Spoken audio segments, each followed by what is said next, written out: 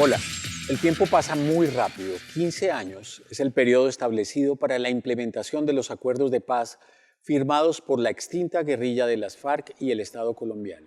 Y de este plazo han transcurrido ya 3 años y medio en la administración del presidente Iván Duque. Ha sido una tarea llena de desafíos y dificultades que ha dejado enseñanzas valiosas y logros transformadores para muchas personas y comunidades. Al frente de esta misión se encuentra un hombre persistente, disciplinado, ejecutivo y con una capacidad de concentración en sus objetivos envidiable. Estas experiencias de la implementación de los acuerdos se encuentran recopiladas en el libro Paz con Legalidad, un camino de hechos hacia la paz, escrito por el presidente Iván Duque y su consejero presidencial para la estabilización y consolidación, Emilio Archila Peñalosa. Hoy nos acompaña este alto consejero, quien durante estos años ha sido el responsable de ejecutar y despejar ese camino hacia la paz a través del despliegue de tareas de perfil social, de productividad e infraestructura. Toda esa información y las apasionantes memorias de esta tarea están en ese libro. Emilio, usted se ha referido muchas veces, y en el libro vuelve a hacerlo, a la importancia de construir sobre lo construido. En el caso suyo, ¿qué ha logrado construir sobre lo que encontró y qué espera que se construya sobre lo que ustedes en el gobierno han hecho en esta tarea? La primera circunstancia es que Colombia es hoy en día un mucho mejor país que antes de que empezáramos la implementación. Y obvio que haber firmado un acuerdo con la guerrilla más grande que existía en Colombia, la que causaba el mayor volumen y crueldad de violencia, era un tema supremamente relevante, si no, no hubiéramos podido iniciar la implementación. Tener 13.000 personas que antes lo que estaban haciendo era causarnos violencia y matarnos, y hoy no tenerlos, ha hecho que en todos los índices, Álvaro, en términos de homicidios, en términos de secuestros, ataques terroristas, reclutamiento, minas antipersonales, Colombia es hoy en día un mucho mejor país. Nosotros encontramos que se previó que esto fuera implementado en 3 administraciones, 15 años. Y eso puede sonar algo de perogrullo, pero Colombia lo ha intentado demasiadas veces y ha fracasado. La fórmula siempre supuestamente es la misma. Hay que llevar justicia y después hay que estabilizar los territorios. Se hizo después de Guadalupe Salcedo, se intentó hacer después de Sangre Negra, se intentó hacer después del Frente Nacional. Con la Constitución del 91 lo trató de hacer el presidente Barco. Todos han intentado hacerlo. ¿Qué les ha faltado? Tiempo. Entonces nosotros aprovechamos esa oportunidad, aprovechamos la oportunidad para no solamente haber focalizado todos los esfuerzos, sino tener en cada uno de esos temas una planeación a largo plazo. ¿Qué te vamos a entregar? Vamos a entregar las ejecutorias más impresionantes que se han dado nunca en un periodo de 4 años, y lo que esperamos es que el siguiente gobierno construya sobre lo ya construido.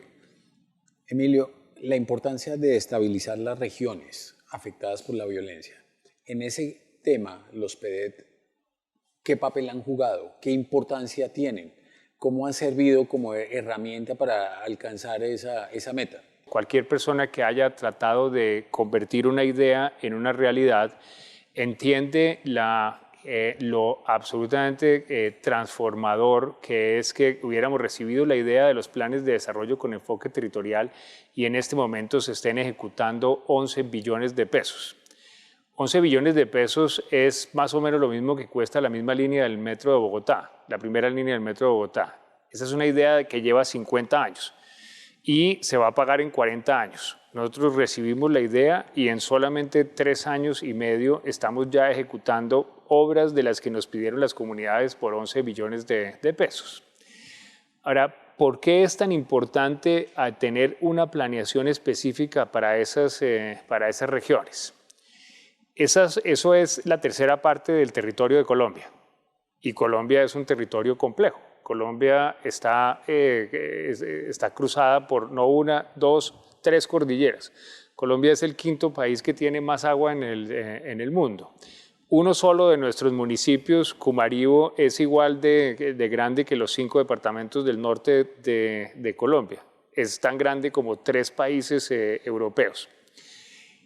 Ahí está el 20% de la población de Colombia. Entonces, la definición es, no solamente están muy atrasados, sino que son muy dispersos. Si no tiene uno una planeación específica para llegar allá, el Pareto de inversión pública nunca lleva a que las inversiones vayan a esos sitios porque es más rentable atender los niños cuando están más cerca, atender la pobreza donde está más concentrada. Por eso era tan importante y por eso es tan importante estabilizar esas zonas para quitárselos a los criminales, para que los criminales no sigan siendo quienes allá toman el control del territorio. Emilio, usted ha hablado ahora de muchos, digamos, espacios distintos en los que hay que trabajar de forma simultánea para cumplir no solamente con las víctimas, sino también con los excombatientes, con las regiones, etc. Pero yo quisiera saber, en esa experiencia que usted ha recogido en estos años, de todas esas herramientas que se despliegan de manera permanente, ¿cuál es la más importante o la que funciona mejor para lograr la reconciliación entre comunidades o entre personas que por alguna razón han estado enfrentadas? La sencillez y oír a las víctimas. Y en eso yo creo que hemos sido muy prácticos. Yo me pasé posiblemente los primeros 3 meses muy angustiado tratando de entender cómo hacer para planear bien un tema tan complejo y que parecía abstracto como la reconciliación. Yo, como dice el presidente, soy buen gerente, eso creo, entonces yo entiendo de hacer planeación de salud, de hacer planeación y ejecución en vías, etcétera, o por lo menos ayudar a que eso pase. En el tema de reconciliación no me quedaba claro cómo hacerlo, hasta que entendí que las víctimas hablan, que ellos no son como unos capitis diminucio en que uno tenga que ayudarles a que ellos digan qué es lo que necesitan. Ellos hablan y ellos dicen qué es lo que necesitan. Entonces está el pilar 8, ese es un capítulo en los PEDET. Fuimos donde las comunidades y allá en esos municipios está una tercera parte de las víctimas. Y ellos dijeron, nosotros necesitamos estas calles, necesitamos estos colegios, necesitamos y voy a robarle 2 minutos para contar una anécdota de cómo eso funciona. Estábamos en el Chocó y en el Chocó, en el pilar de reconciliación, no en el pilar de infraestructura, nos estaban pidiendo un puentecito. Con esta arrogancia cachaca, no, les dije, ese puentecito no lleva a ninguna parte. No en ese tono, pero les dije, no, este puentecito no lleva a ninguna parte, no está conectando dos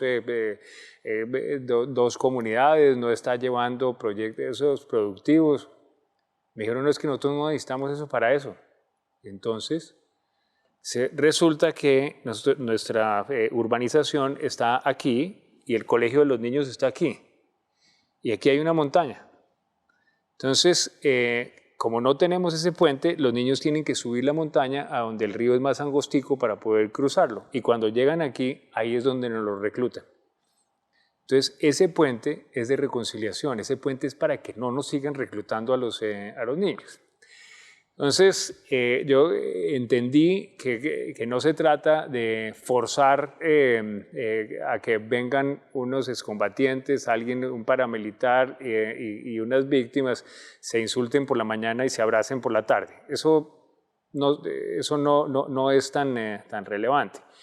Está lo que nos pidieron en el pilar 8, está lo que nos pidieron en las reparaciones colectivas, está lo que nos han pedido para sus planes de retorno de las personas que han sido desplazadas y después entonces a focalizar los recursos y a concentrarnos todos en cumplir lo que ellos han dicho.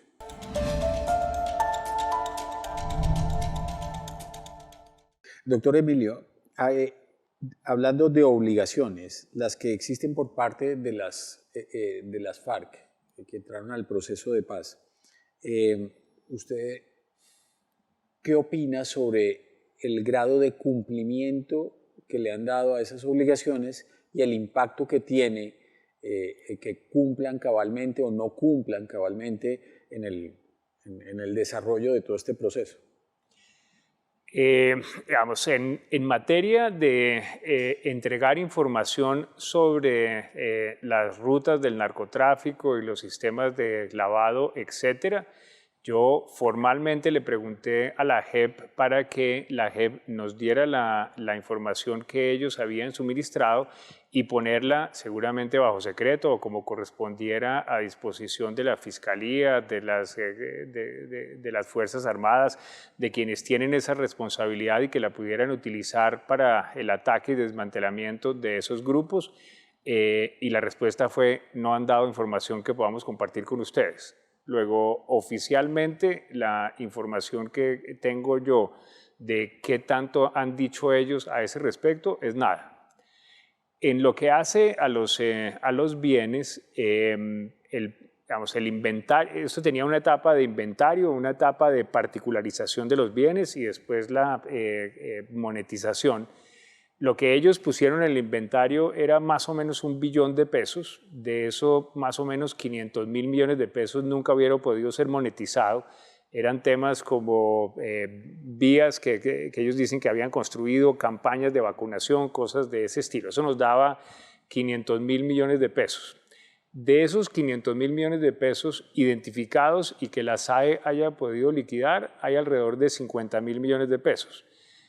Hemos trabajado también para extinguir el dominio de los bienes que no incluyeron y ahí suman como otros 15 mil millones de pesos.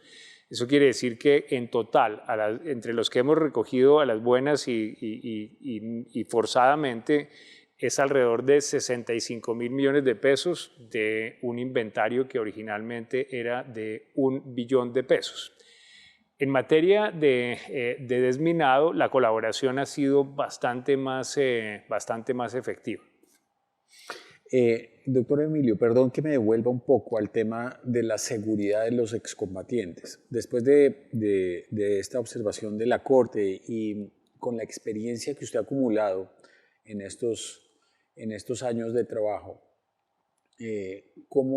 ¿cuál es el panorama que uno le podría describir a una persona que diga, hombre, ¿por qué están atentando contra la vida de excombatientes de las FARC? ¿Cuáles son las razones y quiénes son los responsables de estos atentados contra esas personas? Y aquí son tan importantes cuáles son las razones como cuáles no son las razones. La primera razón que no existe es que no existe que estén matando o que hayan matado a muchas personas que ya estábamos protegiendo. En este momento tenemos casi 400 esquemas de seguridad y las 2 oportunidades en que han terminado muertos personas que estaban con esquemas de seguridad es porque ellos en ese momento voluntariamente habían abandonado sus esquemas de seguridad. La otra razón que no es aquí no hay una complicidad o una convivencia de parte de las Fuerzas Armadas con esos homicidios, porque algunos irresponsables han pretendido asimilar esto a lo que ocurrió con la UP. Ha habido un solo caso en donde han estado involucradas las Fuerzas Armadas, el Ejército, y en ese caso se trató de un tema en el norte de Santander. El presidente me dio la instrucción y yo llegué allá esa misma noche. Al otro día llegó la fiscal, al otro día llegó el inspector del Ejército. Tanto quien los cometió como quienes pretendieron ocultarlos fueron expulsados del Ejército y ese caso está resuelto y las personas están en la cárcel. Hay otro caso en el que estuvo involucrada, creo que fue la policía o el ejército, pero se trataba de alguien que estaba asaltando, que estaba cometiendo un crimen, digamos, y terminó muerto porque no estaba en ese momento haciendo robos.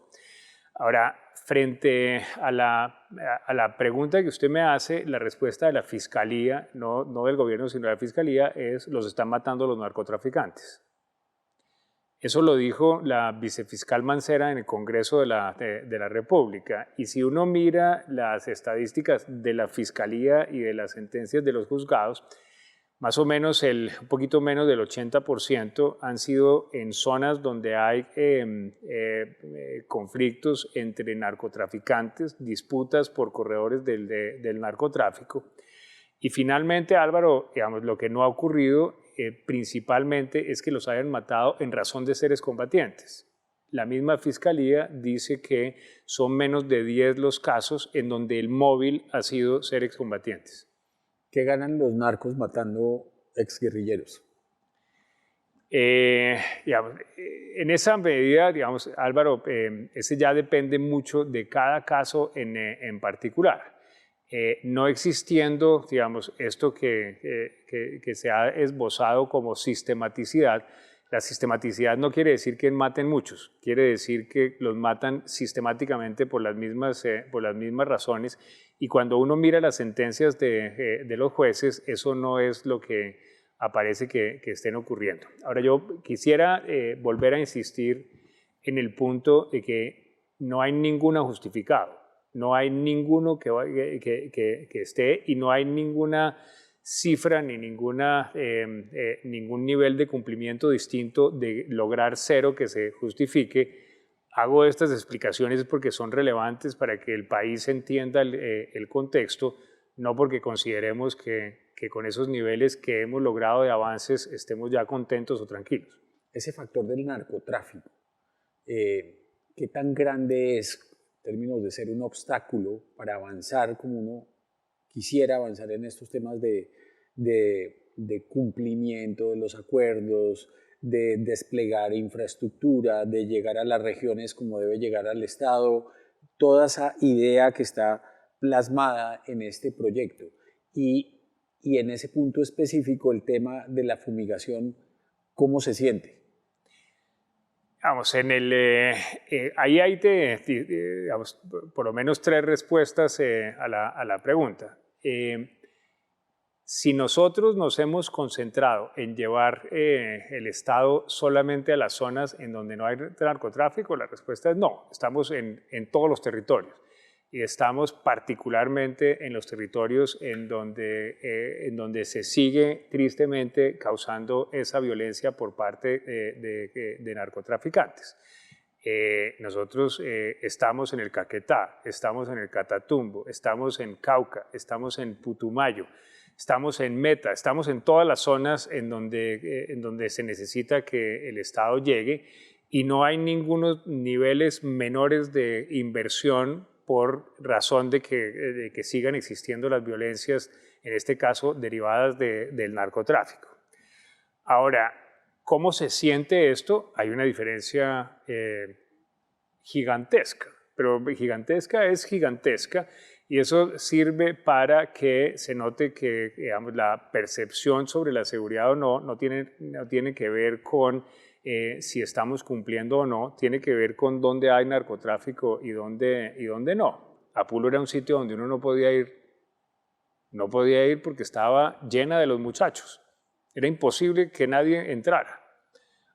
Allá no hay coca, ni hay minería ilegal. Hoy en día, Apulo es una zona en donde un niño puede estar recorriendo en bicicleta los terrenos, no absolutamente tranquilo de que ahí no le va a estar ocurriendo nada. Luego, la percepción de seguridad derivada de la implementación en Apulo es gigantesca, y si a eso le suma uno las inversiones, pues el cambio es gigantesco. Lo que hace hoy en día la diferencia es dónde hay minería ilegal, dónde hay contrabando de gasolina, dónde hay despojo de tierras y dónde hay narcotráfico. Esos son los 4 factores que uno tiene que cuadrar en la geografía del país.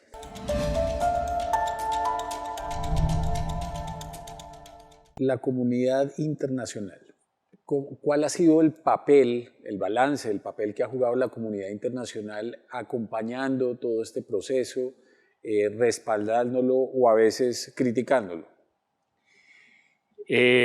Yo creo que ha sido un poderosísimo validador, pero más allá de las expresiones que son muy útiles, ha sido un poderosísimo validador con lo que a mi modo de ver es más diciente y determinante, y es donde ponen su corazón, ponen sus dólares.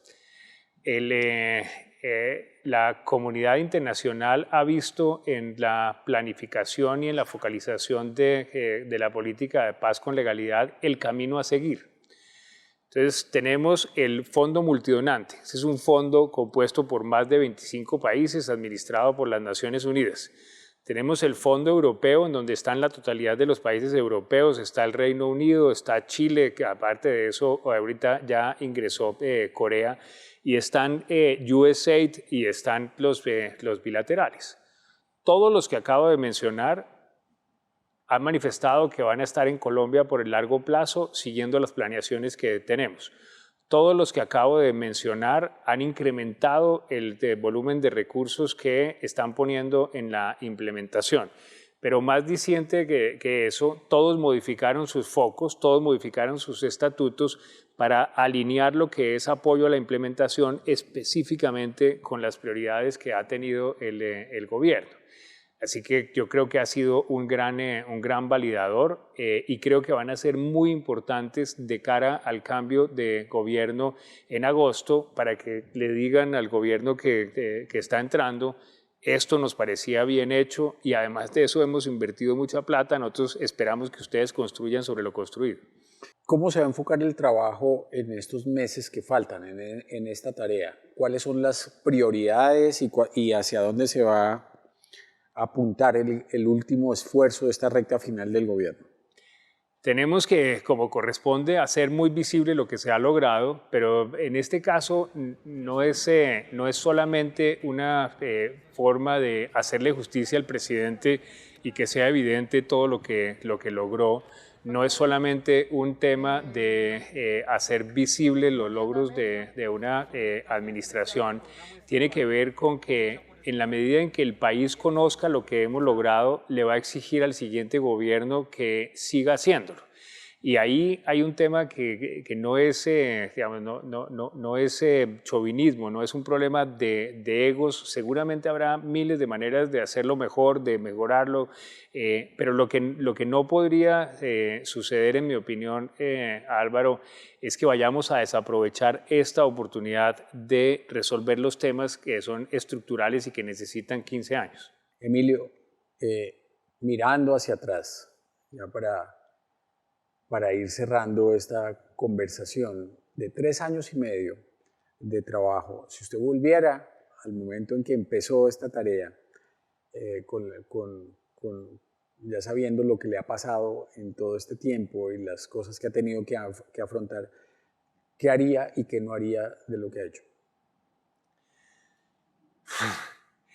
Bueno, una cosa que definitivamente haría es que digamos, hubiera sacado un poquito más de tiempo para seguir haciendo tareas con mi hijo. Él está terminando Derecho y realmente la paso muy bien con él. Ahora que es un jovencito profesional, es súper exitoso. Ahí yo creo que hubiera podido hacer algo. No sé muy bien de dónde hubiera sacado el tiempo, pero hubiera sacado un poco más. No tengo ninguna duda de que lo que estamos tratando de hacer ahorita, de territorializar la implementación, lo hubiera empezado a hacer antes. Yo creo que es crítico, es importante que, como existe una política nacional, existan políticas en los departamentos sobre implementación. Eso lo hemos logrado ya en este momento para 12 departamentos. Creo que eso lo hubiera empezado a hacer mucho antes. Definitivamente no le hubiera gastado mucho tiempo a preocuparme por algunas relaciones que hay con los países vecinos. Creo que ese es un tema que está bien manejado, digamos que en el que el tema de la implementación es un sujeto de las influencias, pero no es un tema en el que particularmente uno deba gastarle mucho tiempo estando en mi posición. ¿Ha sido feliz haciendo este trabajo? Completamente feliz. Emilio, muchas gracias por haber aceptado esta invitación. Fue un gusto haber tenido esta conversación de balance, de un trabajo tan extenso, tan profundo, para poderlo entender un poco mejor. Muchísimas gracias, Álvaro.